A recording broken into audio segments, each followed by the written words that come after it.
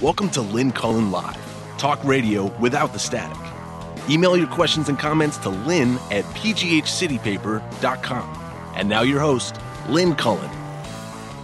Hey, good morning to you. Good morning to you. Oh, dear God, the president is tweeting today. Oh, my God. My sister's here, too, right? Suze, are you there? Yeah, good Hi. morning. Good morning. Oh, What's my the God. tweeter-in-chief Okay. saying this morning? Well, the first one is incredible. The second one is even better. The first one is, despite thousands of hours wasted and many millions of dollars spent, the Democrats have been unable to show any collusion with Russia. So now they're moving on to the false accusations and fabricated stories of women who I don't know and or have never met. Fake Well, news. that's correct. He didn't know them or ever meet them. He just attacked them. No, he did know them. That's the thing. This is a lie. One of them was a cast member on The Apprentice. Well, that's true, but the woman sitting next to him in the airplane had never met him. No, but plenty of these women are women he knew. So he just lies. He knew a number of them. Just so I'm just saying. So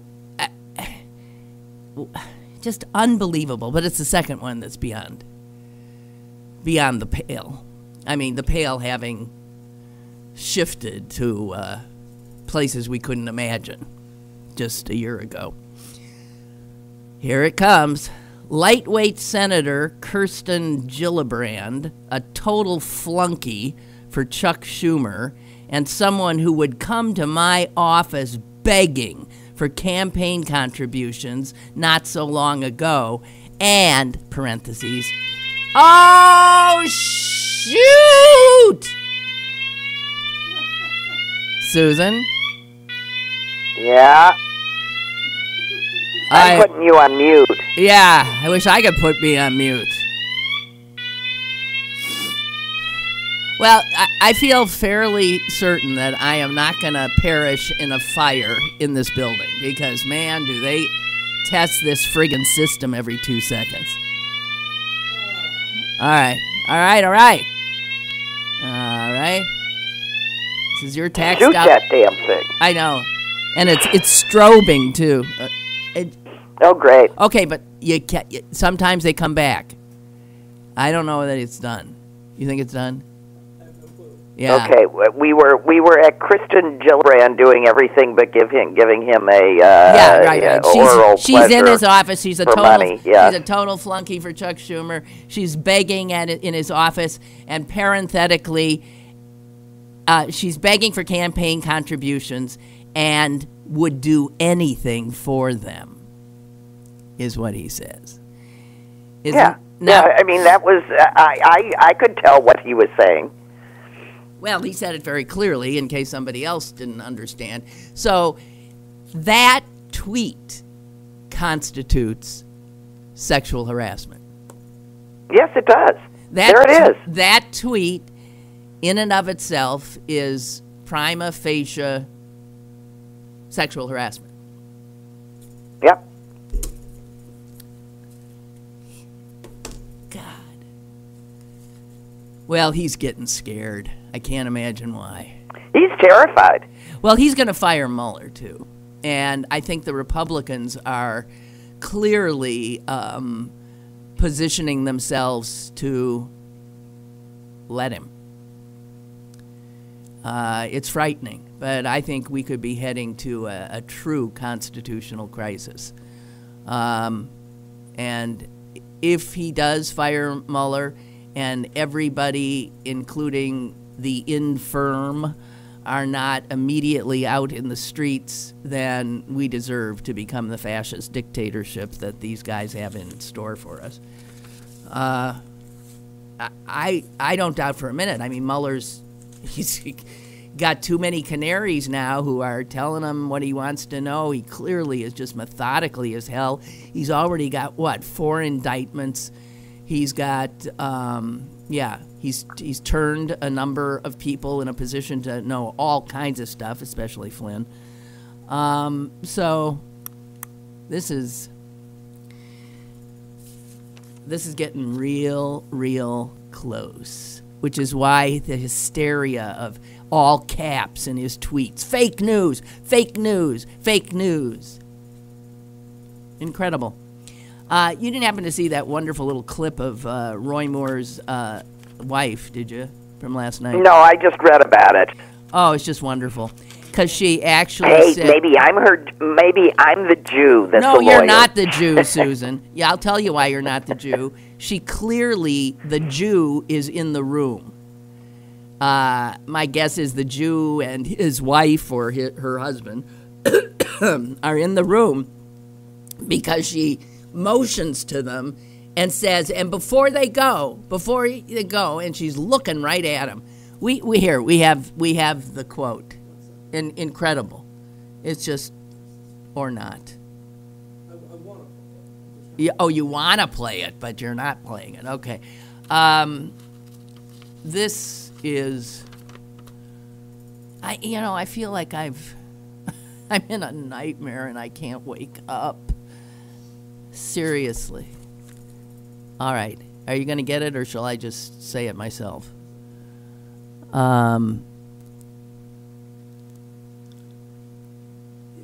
Okay, here we go after some dead air. Fake news would tell you that we don't care for Jews. I tell you all this because I've seen it all, so I just want to set the record straight while they're here.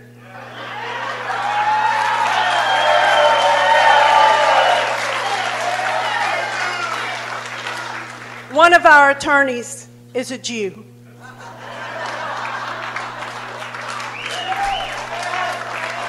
I can stop. I can't.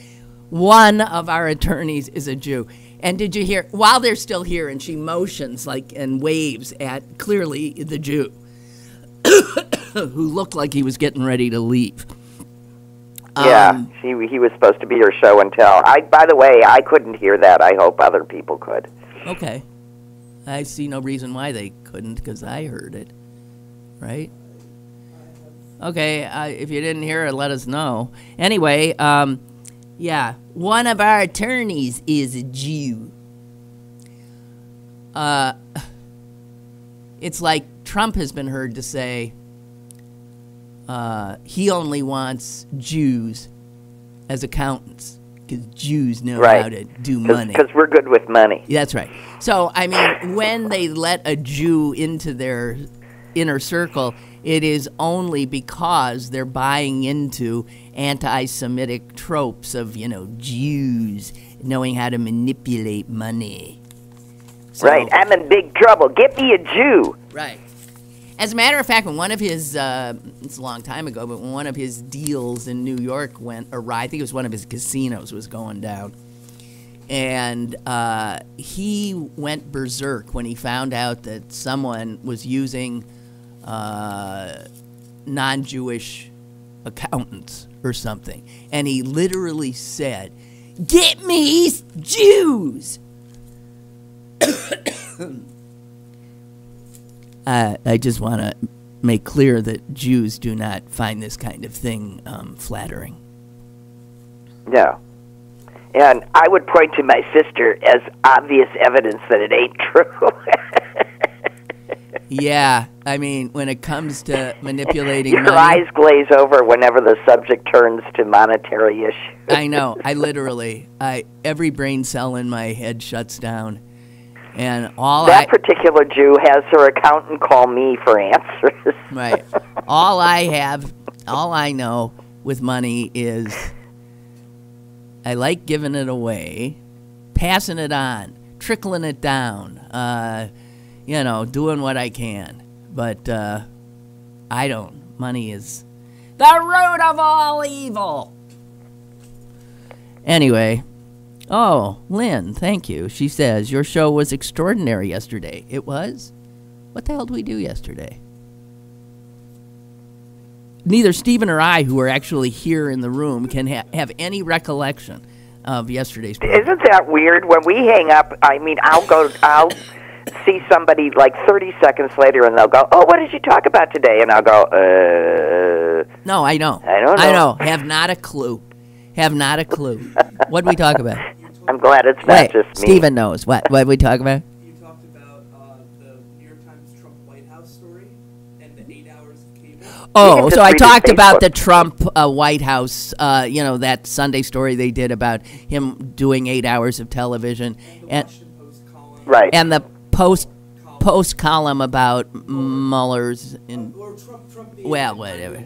I don't even remember. But here's what she says: Your show was extraordinary in the old-fashioned true journalism sense. I have not heard anywhere else where Roy Moore broke into Russian. That's what blew her away. Susan, did you hear that? Roy Moore broke speaking Russian. It was right after he said that he might have more in common with Putin than Reagan, essentially, I think is what he was saying, and that he thought that when Reagan said that Russia was the evil empire, that he did not concur because he said we do evil things too. And then the interviewer said, well, geez, I think you and Putin would get along pretty well. What would you say to him if you could? And he starts speaking Russian.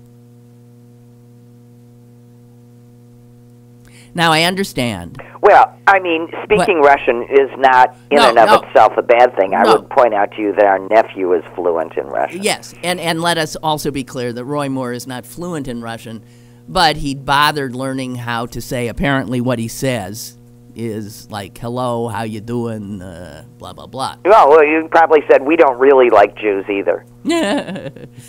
God. And Lynn writes, I'm playing the YouTube repeat from your show yesterday for my friend to hear. Together we are ready to hit the streets. Be safe. We need you now more than ever. Yeah. Well, yeah, but I'm just a... Oh, shut up! Jesus. Is that your producer laughing at the very fact that you might be of value? No, he's laughing at the very... I don't know. I'm laughing at the fact trying to spin this into a negative. Yes, I am. Oh, he's laughing at I'm trying to spin this into a negative. Yeah, I am. I mean, guys, I'm saying I am feeling old, decrepit, and beaten down. And if I'm what you're hanging on to, guys, please. I mean, I'll do what I can. But, jeez. Oh. I need a Jew to hold me. I need some help. Get me a Jew. Oh.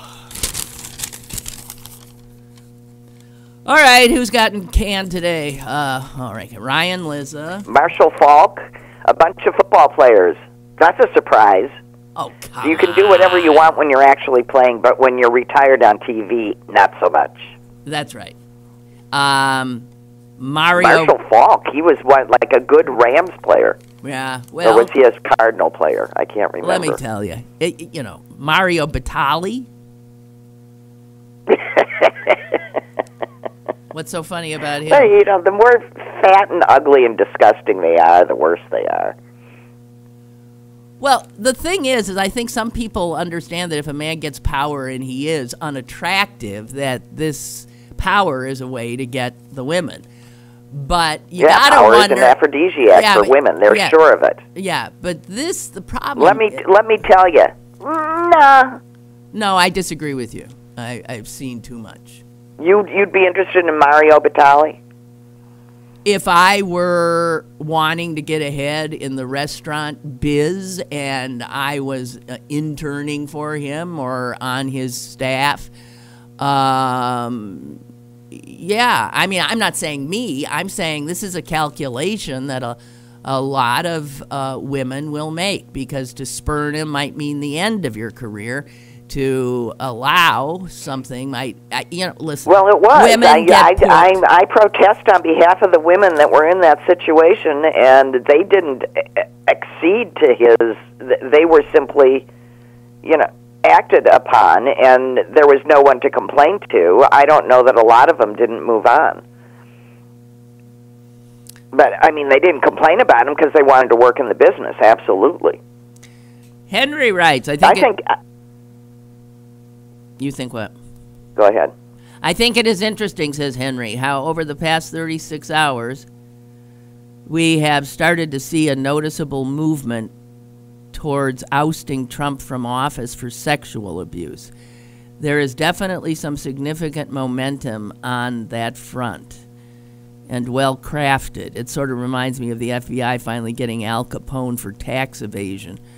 Well, but this movement, Henry, is a movement of Democrats, congressional Democrats, who have no power. If every Democrat in Congress rises up and says you should resign, just like so-and-so has, so-and-so has, so-and-so has, so-and-so. This is why they threw Franken out, so they could take this stand. It doesn't really, I don't think, unless you get Republicans to say it. It's well, but it might be that they prefer that he go down for this, and that would close off in their heads the Russian investigation, which is far more troubling in many ways in terms of our country and our national security. You don't know. I mean, there might be advantages to going down for one rather than the other. Yeah, I don't know. It's a friggin' nightmare. It's a nightmare. So, Mnuchin. Who's Mnuchin? He's our Treasury Secretary. He's the guy with the actress wife who loves the accoutrements of his wealth quite a bit and likes to flaunt it. Stephen Mnuchin, I guess, has been promising for ages that his department, Treasury, will put out an assessment of this wonderful tax bill that your Republican Congress has come out with. The tax bill, as you know, is like over 500 pages long. Mnuchin finally delivered his analysis, the Treasury Department's analysis yesterday. It is 1 page long. It is one. Did his doctor write it? Well, kinda. It is nothing more than assuming that everything possibly wondrous that could happen will happen, and thus the bill pays for itself. Meanwhile, any serious analysis of this plan has said there is no way, no way that this plan pays for itself because it doesn't raise any revenue. One guy who looked at it, and he did taxes in the Reagan administration. He was the staff director of the taxation something or other committee, and he said he read Mnuchin's 1-page analysis and said, personally, I don't believe in magic. This is just a political statement. These guys are not serious about governance at all. At all. I was reading a book review of a new biography about Franklin Delano Roosevelt, and toward the end of the review, the reviewer clearly sort of loses it and says, you know, there is something about reading a political biography like this. It allows you to time travel. It allows you to escape the current political reality. And he then began saying to see how seriously Roosevelt took his responsibilities, how important he knew it was for him to exhibit strength and sobriety, and to be a leader and trustworthiness. Yeah, all of that. And so it's just so funny. I'm reading the review, and all of a sudden the guy literally almost goes off the rails because he's talking about this other guy who was president, and looking at how he conducted himself in office. The presidency killed him. It wore him down to the point where I killed Lincoln too. No, it didn't. He would have died soon. Lincoln actually was assassinated. took a bullet. No, wait, yes, but have you seen the way he looked? He looked he looked like a dying man as the war was ending. I think when people are serious about the job, you can see it.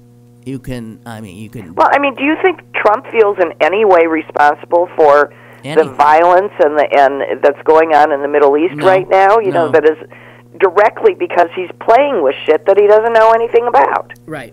And that he literally doesn't know anything about.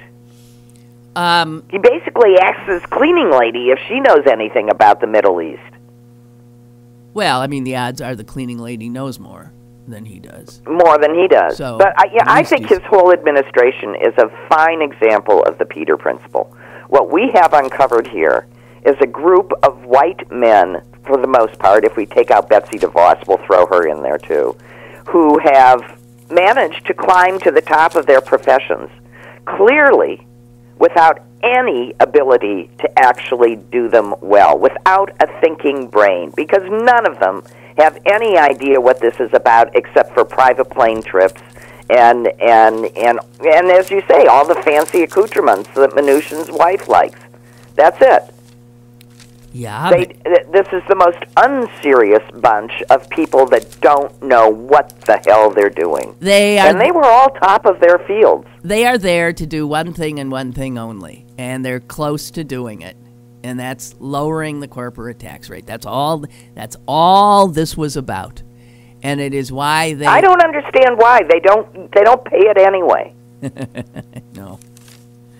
And all this stuff about repatriating money, it doesn't matter if you lower it from whatever it is down to 10%. Why should they pay anything? They aren't going to repatriate any money. It's all bull. Yes. So, and you don't have to be a genius to figure it out.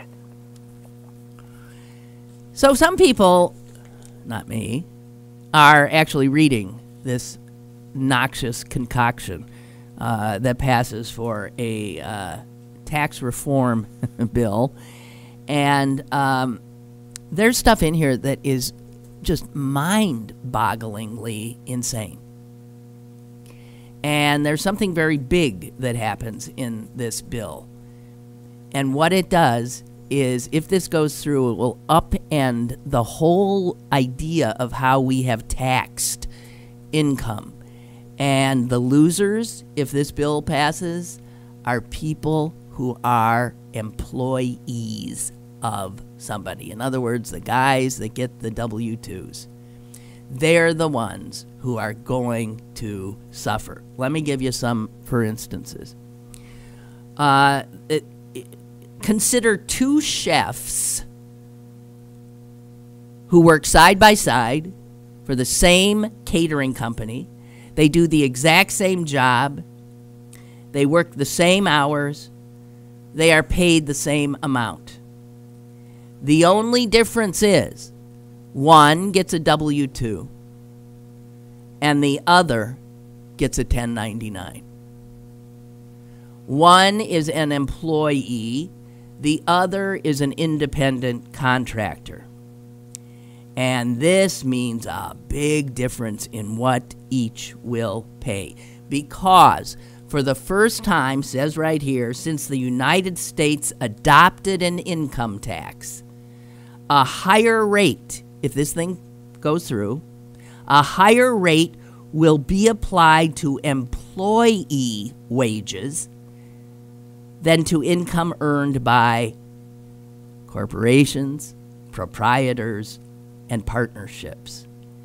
We have never had a tax system where wage earners are somehow culled out and are penalized, essentially, relative to others, in some cases doing the exact same job, but are not getting a W-2. So they go on to say that a decorator, an artist, a plumber, all would have higher tax rates than an owner of a decorating business or an art shop or a plumbing company. A corporate accountant would pay a higher rate than a guy who is a partner in the accounting firm. Well, that's how come teachers under this would not be allowed to deduct buying school supplies, out of their own pockets, which they shouldn't have to do anyway, but which at least previously they wouldn't be taxed on their generosity. And let's say you got a family business, and it's the kind of family business where the children in the family are given jobs, and they are paid. And imagine the head of a family business who works 60-hour weeks, but is given the same share of the profits as her ne'er-do-well brother, who spends his days playing video games. Her tax rate is higher than his. The one who actually is working is going to pay through the nose. He, the slacker couch potato, would pay a lower rate. And it's interesting. I was listening to NPR a couple of days ago, and they were interviewing the Indiana congressman who is our neighbor in Chicago, and he's a Republican, and he is saying how upset he is that everybody's buying what he calls this fake news about how the tax plan is only good for the rich and not for employees, and how he wishes that we would read it so we knew what was actually in it. Well, what's wrong with that statement? What's wrong with that statement? No one can read. I mean, at the time that he was speaking, it didn't exist. Democrats hadn't been allowed to see the bill. Right. So how are we supposed to read it? I mean, all we're reading are the abstracts that are coming out of the Office of Management and Budget. I assume that's who does that. But, no. No, these are... We're reading whatever we can get our hands on, and this is the stuff that we're finding in that bill. I mean, that combined with the graduate student thing that finally wanted some Republican who wasn't even aware that was in the bill when a bunch of graduate students went to his office and sat down with him. He's trying to fix that one little one. Yeah, but the more they fix these things, Susan, the graduate bill thing, this kind of a thing that I'm talking about, the bill is a monstrosity. It doesn't work. It doesn't fit together. And so it is, this is like throwing a bomb into our entire tax system, which is what Trump supporters wanted to do. They wanted to take the House down. Well, yeah, but are those same people going to... They get W-2s. When they see what happens to their own taxes, are they going to change their minds about these wonderful Republicans that are doing this to them? I don't know. Some guy who worked on the tax reform bill that Reagan did, who now teaches at NYU Law School, said he read the whole damn bill, and he said this might be the single worst proposal ever made in the history of the United States federal income tax. I bet he's right. Because we can see how it was made. It was it makes sausage making look pristine. And here's just one other little thing I want to quote you. You need to tell people this. People need to call their legislators. Do people represented by the Republican, like Rothfuss and others in this area who are hearing my voice, do they know that their taxes are going to be going up?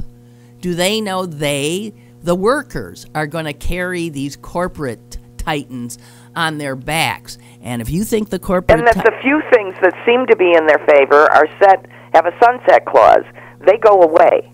That's right. So their taxes are going up even more as the years go by, while the corporate tax is according to this bill, permanently and forever you can't do anything to it, which is only that's only true until another Congress comes in and changes what this one did. Mm-hmm. But it's really the fact that they think they can do this with impunity is what is so frightening. It means that they are quite sure that that we are firmly an oligarchy now, and they don't have to worry about punishment. I agree. There is that smug sense of, we got it now, we own it all. Who gives a shit if nobody is for this bill? They see the polls. The vast majority of Americans are against this bill. They don't give a shit. They're going to get what they're going to get. We have a call. Caller, go ahead, please. Hi there. Hi. Hey, maybe this bill might not make it through. Once they start, you already got Susan Collins saying she's kind of backpedaling on stuff. Maybe it won't go through. I mean, they bragged about passing that, appealed the Obamacare, and that never, the same situation, they got it through the House, Senate, and then when the House and Senate had to look at it, and they didn't agree. Yeah, so, but they're getting Obamacare through this bill. They got an Obamacare stuff in this bill where you're not going to have... Yeah, that's what I mean. They're defunding Obamacare through this. These people. Well, so I'm wondering if it's going to even go through. I'm hoping. It could, I think what got Collins is all the publicity about the stupid deal that she made, that she voted yes in the Senate in exchange for future positive votes on what she wanted in the House. Well, McConnell can't guarantee that. No. And I don't understand why. And Ryan came out yesterday and said, "Nah, we aren't doing that." So I don't consider her the godsend that we all hang our hats on. There are no godsends on the Republican side of the aisle. John McCain is voting for this. Collins will vote for this. All the ones that saved us from the Obamacare repeal, Murkowski, they're all voting for it. They're Republicans. A party that lost its soul long ago. Now, maybe... Well, wait a minute. I hope our caller is correct. Maybe. I mean, it's true. Maybe this will fall apart. They might not be able to reconcile the two things. You're absolutely right. They are far apart, and they do have to figure out how to talk to each other and reconcile to get one identical bill that they can vote on. And so far, they haven't done it. Well, they could all go in a closet, suck on eggs. That's what I say. Have a good day. You too. Bye. You too. Okay, I'll just give you the last... I don't think that's what they're sucking on, but okay. That's what...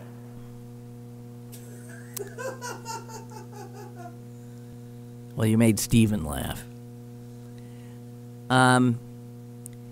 Here's why this piece ends that tells us about how the W-2 guys are going to get screwed. To many, the message contained in this bill is as disturbing as the practical impediments it creates. Tax codes, here's something to keep in mind. Tax codes are as much about a nation's values as they are about accounting. Think about that. It's as much about our values. Well, they absolutely are. And the tax code has been used to shape social justice, social attitudes. It's why, forever. Susan, it's why the middle class just blossomed in the 50s. Those tax codes made the rich pay maybe even more than their fair share and gave this leg up to W-2 people. No, we were talking, I was in a meeting after our last Tuesday's call, and part of that meeting was remembering when a dinner table conversation that I can remember having a whole lot when we were little children, and our father saying things like, for every $4 for every $3 you spend. Now, for every $1 you spend, I have to make 4. That translated into he was being taxed at the time at the 75% tax rate, which was not the highest. The highest went up to 90%. And that tax money is what built our highways. It's what enabled the middle class to grow and flourish. It was all reinvested in infrastructure and in factories, and it created jobs because the tax code encouraged all of that. And Susan, I want to. And by the way, nobody didn't work because they had to make. Our father didn't stop doing what he did because he had to give 75% of his profits to the government. No, he did not. He did not. And not only did he not, he and millions of others did not. The 50s, which is the decade we're talking about here, as I said, was when there was a burgeoning economy. So all these people who are working their tails off like our dad and surrendering 3/4 of what they made to the federal government so that all of this stuff, yes, the interstate highway system could be built, all kinds of stuff. So that, and he did well. It didn't prevent him from being successful. It didn't prevent him at all from being successful. And Susan, you got to finish the story by reminding us what our grandmother, my father's mother-in-law, our grandmother would be at that dinner table. And if my dad started complaining about, I have to earn $4 for every $1, my grandmother would say, Susan, that's a high-class problem you got. That's right. She had no sympathy for him at all. She was saying, hey, man, if you got to pay 75%, then you're doing very well, aren't you? Let's be clear. The tax code was always bracketed. So he wasn't paying 75% on everything, but he was paying, X amount at this level, X amount at that level, and then because he was doing well enough, there was a certain amount that indeed was taxed at 75%. That's right. So they do say, and I just want to bring this out clearly because Susan was talking before about they know they got us. It's an oligarchy. It's a kleptocracy. It's all kinds of stuff. But the rich are making off with the U.S. Treasury, and they're saddling the little people. And I would the just fact I is, think we Susan, should just all start having pictures of guillotines on our cars. Yeah. Well, the reality is that this shows our values now. This is what this country has come to. And remember that quote, that a tax code is as much about accounting as it is as much about values that a nation has and holds dear as it is about crunching numbers. And it's more about the values than it is about crunching No, the it numbers. absolutely is. And the reality is, and here is the guy who's the chief of staff for the Congress's Joint Committee on Taxation, he says, you have to understand, wage income, W-2s, will be the highest taxed income. That's not how rich people make money. They don't get W-2s. Rich people haven't seen a W-2 in 100 years. No, as a matter of fact, rich people contrive not to get W-2s. They contrive to get their income in other ways. Right. As That's distributions, as dividends. That's right. But not as wages. Exactly. Because wages were always the highest tax. Always susceptible. Right. Ansel writes, when they realized their tax plan would not pay for itself, they started looking for ways to rectify that. They sacrificed mortgage tax credits, that's still in there, right? You're not going to be able to deduct your mortgage? up till a certain No, point. you can The can first deduct 10,000. mortgage interest up to $500,000 mortgage. Above that, you can't. You can also deduct your property taxes up to $10,000. Up to that, you cannot. You cannot, in this current version, deduct state or local taxes. You cannot deduct state or local taxes. And I got to tell you guys, if you live in Pittsburgh, That kills states, by the way. and I mean states. Pennsylvania does not have a high state tax, but the localities often do, and you've been able to deduct that. No more. And Well, and for example, in Chicago, where property taxes are extremely high to pay for a frankly fairly dysfunctional Chicago public school system, but you reach that $10,000 mortgage deduction thing pretty quickly around here because the normal people are living in such expensive homes that I don't understand how they get them. I mean, my son and my daughter-in-law had to pay more for their first house than Eric and I paid for any of our homes. Yep. Well, anyway, here's what Ansel says. So trying to rectify this, they sacrifice mortgage tax credits, college tuition tax credits, and property tax credits, which, by the way, are my, Ansel writes, largest tax benefits. They threw Ansel to the, he's gone. And the public school system, because that's what property taxes pay for. That's right. So they managed to do Betsy DeVos's will here by making it very difficult for anybody to raise local taxes to pay for local needs.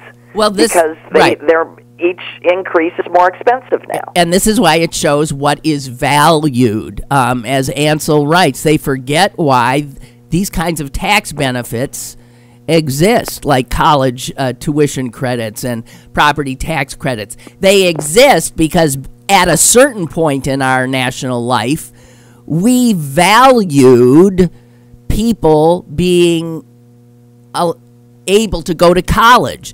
So they existed to incentivize people to go to college, to buy homes. None of that is happening here now because they don't give a shit about anybody getting ahead but themselves.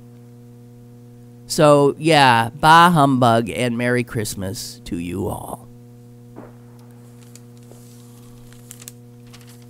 Well, at least there are some Christians that are beginning to speak up and say, this is not representative of my values or views. I mean, I've been hearing it, maybe it's just because there's one or two. So but, we'll see. We'll see how Mr. Moore does today. Yeah, we will see. I think he's going to win. What do you think? Well, everybody's sort of suggesting. I don't think we know. Because I'm there is no myself way for the fact that he's going to win, so I don't kill myself when he wins. Right. Well, I think the odds makers are suggesting he's going to win. I know the Las Vegas odds makers think he's going to win. I think we don't know because of this is an odd, weird election, and I don't think pollsters are necessarily being told the truth. I think, I don't know. You know what? I know it seems unusual. No, we don't know. And I am willing to wait until the vote gets counted tonight. Okay? Come on, guys. We're almost there. We're going to find out. If he goes down, it will be wonderful. But I don't think many people are expecting it. But it could happen. It could happen. There's another totally scary story, and I'm loath to... should I tell this totally scary story, or should we talk instead about, the Golden Globe nominations? Well, I don't know what your totally scary story is, but I have to admit, and it is a change of subject, that I did enjoy watching Macron and the other world leaders holding up little signs that said, "Make the Earth great again." Yeah. That was cool. Oh, dear. I mean, I thought that was cool. We've got the whole world making fun of our president now. Great. I mean, don't they know that they are just, everybody is just looking at them, and it's worse than your nightmare where you're walking around naked in a parade, you know? I mean, these guys are just humiliating themselves. Don't they know that? They don't care. I think they do care. I think they do care. Well, if they I cared... think that's why you see Trump tweeting so much and getting so frantic, because somewhere in his, sick little brain, he knows things aren't going well. One can only, Susan, you can't imagine what's going on in his sick little brain. Really? No. We can't. I think Ivanka knows. We haven't heard a lot from her lately. Haven't seen her either. Jared either. Have you noticed that? Well, I'm sure he's being fitted for his new pinstripe suit, the one with the bigger stripes.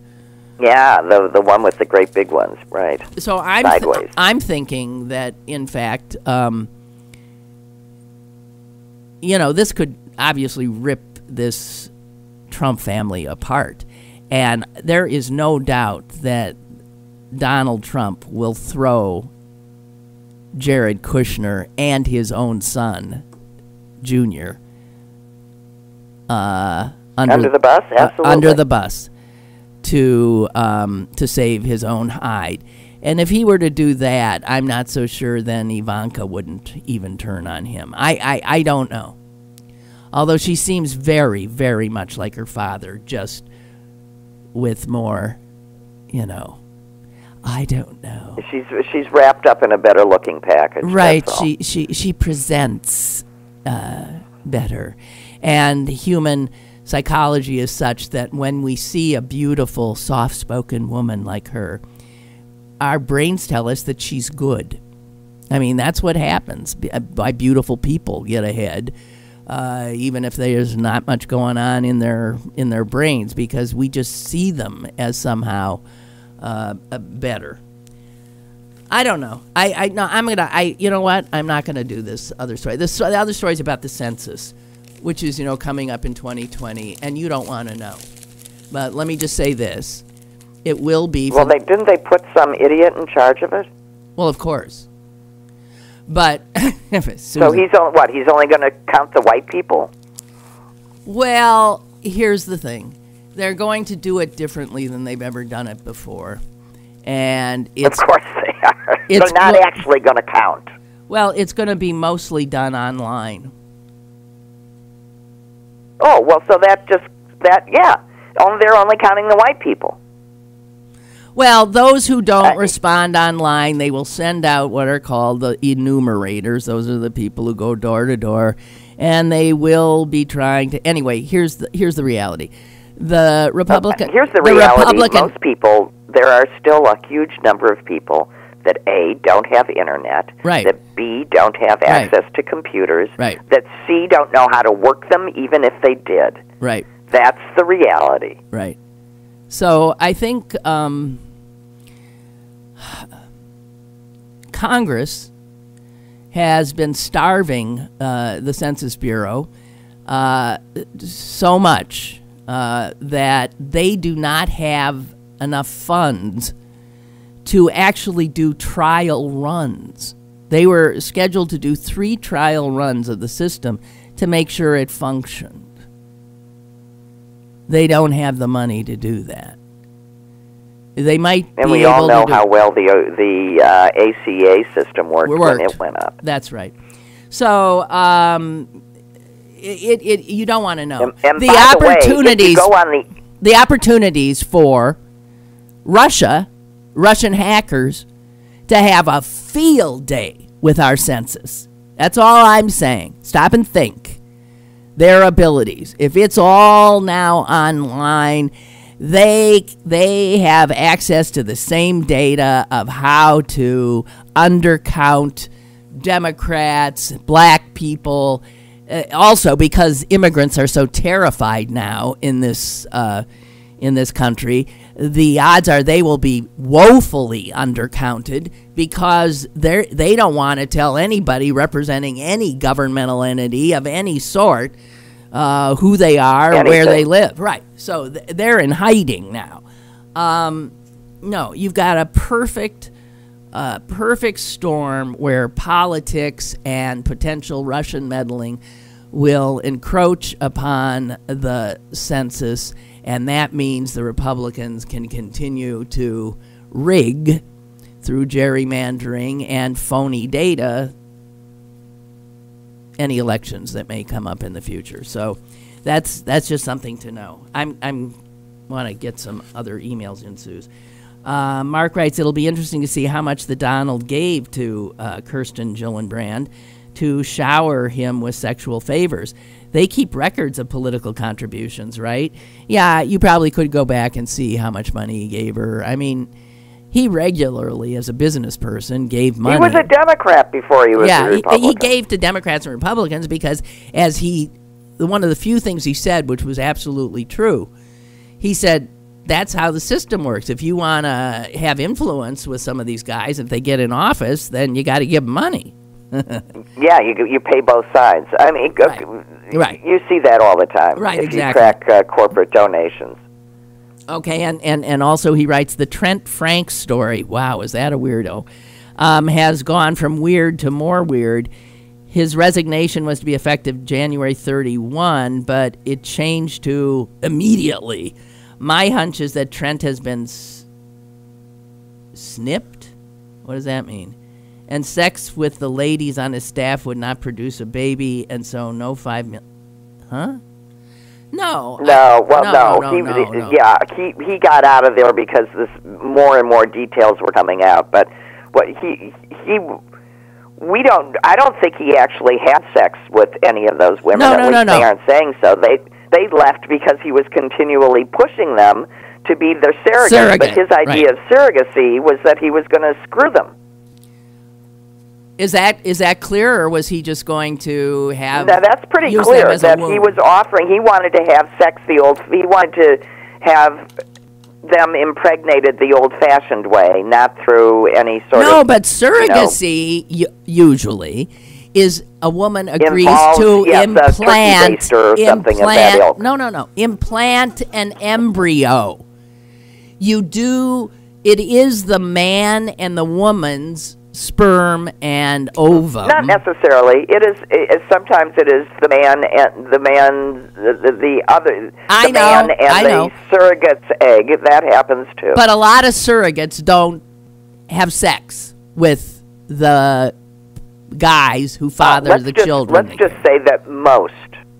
I would probably go up as high as 99.9%. That's not what we think of surrogacy. Denise writes, I don't know if you discussed this, but did you see Trump's tweet this morning? Yeah, we did. About Gillibrand. He said she'd do anything for a campaign. Yeah. Denise, we're talking about That's how we started. That's how dear Lynn started our happy conversation this morning. And Barbara writes, Ivanka Trump took a shot in the war on Christmas, defying her father by using the controversial and secular phrase "Happy Holidays." Oh, Ivanka. The first daughter. Well, that's brave. The first daughter tweeted a photo with that phrase, "Happy Holidays," and a photo of herself with two other women in front of a Christmas tree and an American flag on Monday night. Well, Ivanka's Jewish. Where was the menorah? There wasn't one. Oh, by the way, happy Hanukkah for everybody. It starts tonight. Right, happy Hanukkah. Ay. So, the Golden Globe, Susan. Why do they? I have to say, my favorite movie this year, and one of the few that I actually bothered to see because I'm not into action heroes, and I'm not into horror, and I'm not into this is not my year for movies. But the fact that The Big Sick didn't get anything is amazing to me. It was a cute. Did you see that? It was a cute little movie. Well, it was a nice movie. It was a good movie. It's also a true story. I liked everything about it. I thought it was okay. I have not. It's really hard for me to be blown away by any movies anymore. This one, Lady Bird, that's everybody was raving and raving about. A nice little movie. Right. I'll tell you the best. Well, that's all we've been given, unless you're into Star Wars or Wonder Woman or the Hulk or I mean that's what we've been offered. Well, but here's everybody else is out for sexual assault. Well, actually, one of the movies that was nominated, I don't know if the movie was nominated, was a movie that Kevin Spacey was in, and he had a supporting actor role. And when he got charged with what he got charged with, they deleted all the scenes he was in and reshot his role with Christopher Plummer playing it. And Christopher Plummer... Getty. This is the live reenactment of the Getty grandson getting kidnapped and his grandfather not giving a shit. Right. But the funny thing is that... it was the grandfather role that was reshot. And in time to make it to the Golden Globes. That was the big thing. No one's seen that movie. It's not released yet. Well, the thing is, I keep hearing raves about this movie called The Shape of Water. It's not playing here yet. I want to say No, and it's a horror film. I don't really even care. It's not a horror film. It's a love story. She has a relationship with an alien. I know, but it's a love story. It is not a horror film. It's a horror film like Frankenstein's a horror film. He's like a Frankenstein character. He is a good soul. He is tortured, a good soul. It's a sad, sad drama. And the best movie I've seen recently is 3 Billboards Outside Ebbing, Missouri. And if you haven't seen that, I cannot recommend it highly enough. It also was nominated as Best Drama, and I just think it's fantastic. Have you seen it? Okay, well, that one I haven't seen. I'm waiting until our mother and I get out to California, and then we'll see all these movies Okay, well, together. I recommend to anybody 3 Billboards. It's wonderful.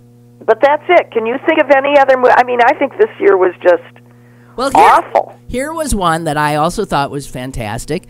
That is, according to the Golden Globes, which is just a ridiculous group of a few drunken European foreign press. That's the foreign press. Yeah, I know. It's just there's like 60 people who sit around and decide who's going to. It's just bullshit. But they put. I think this movie could also be called a horror movie. And I thought it was brilliant. And it was called Get Out. Yeah, well, that is a horror movie. But and that got nothing. No, wrong. As a Golden Globe, it was put in the running for Best Comedy or Musical. Oh, because the guy that did it was a comic. Peele, and he was half of Kay and Peele. There's nothing funny about it. Yeah, well, they don't care. But that too is worth seeing. I don't know, just bullshit, just crapola. But I do want to see this. Yeah, even the stuff that we use to distract ourselves from all the terrible stuff is terrible. I mean, really, I think what's happening in movies is just terrible. They don't, and also television. There's a very cute little baking show called The Great British Bake Off, or baking show, depending on whether you're watching it in England or the United States. And it was so nice because it was a totally different take on what we Americans do in competition. They all helped each other. They all liked each other. They cried when someone got eliminated. And, you know, and it was just, for no good reason, a very good show. Well, I turned on television the other night, and it landed on ABC. I mean, it just came on ABC, and I see the exact knockoff of it on ABC called The Great American Baking Show, and it's even got one of the judges from the English version, and they've even tried to cast it with the same kooky contestants who are now instructed not to be cutthroat but to love each other and help each other out. And I'm just looking at it and going, really? What happened to good old American ingenuity? We can't even think up one of our old shows. Everything that's been a hit on United States television has been just completely ripped off from English television. That's because and theirs is better. That's because the money, the producers, the people who put up the money, want sure things. They don't want to take a chance, and that's why. And it's because it's a global market. That's why the movies have turned into crap. Whatever. Well, it crushes artistic endeavor. Yeah. But so all that's happening in other places, in the independents and stuff like that. But we're out of time. And Bree just quickly wants to get this in. He says that the story of Trent, what's his name? The surrogate guy from Arizona. Yeah. Franks or something. Whatever. Yeah. He says he thinks it sounds a lot like the Handmaiden's Tale come to life. Yeah, it does. I mean, he just didn't want his wife in back of the woman that he was impregnating. Oh, dear. It's exactly what it sounds like. Okay. And they weren't offered $5 million. Yeah. And that's it. And Barbara says, okay, so maybe the movies aren't so good anymore, but when you go to them, you get to sit in a recliner. Yeah, but I sort of don't like that either. You're sitting in a recliner that other people, they've had their heads on the... All right. And you get to watch 30 minutes of trailers before you get to see what you came to see. Okay, enough. And go deaf. And go deaf. All of that. So, guys, another happy-go-lucky Lynn Cullen show for your amusement. The world's going to... Well, obviously. Bye. Bye, Suze. Thank you. Bye. And as for you, I'll be back tomorrow unless somebody comes up with a better idea. I'm open. I am so open. Lynn Cullen Live, Monday through Friday from 10 a.m. to 11 a.m. and archived at pghcitypaper.com.